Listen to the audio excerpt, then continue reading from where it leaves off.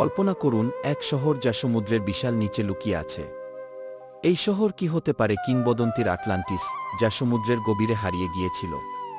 অথবা এটি এমন একটি সভ্যতা যা আমাদের জানা ইতিহাসের অনেক আগে বিকাশ লাভ করেছিল? এইচ বলজ বলে প্রাণীদের উপস্থিতি যা ধ্বংসাবশেষের সাথে মিলেমিশে রয়েছে।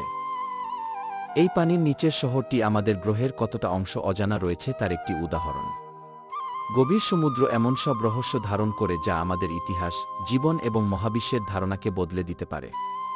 যতক্ষণ না আমরা এই রহস্যগুলো উন্মোচন করতে পারি, এটি এমন এক স্থান হয়ে থাকবে যা কৌতূহল, বিস্ময় এবং সীমাহীন কল্পনার জন্ম দেয়। এই ধ্বংসাবশেষগুলো এমন গল্প বলে যা আমরা এখনও বুঝে উঠতে পারিনি। অজানা দেবতার বিশাল মূর্তিগুলো দাঁড়িয়ে পাহারা দিচ্ছে, তাদের মুখ আংশিক ক্ষয়প্রাপ্ত, আর চোখে যেন এক রহস্যময় শক্তির আভা। শহরের দেয়ালগুলো জ্যোতির্বিদ্যা, পৌরাণিক প্রাণী এবং সম্ভবত সমুদ্রের প্রাচীন মানচিত্রের চিত্র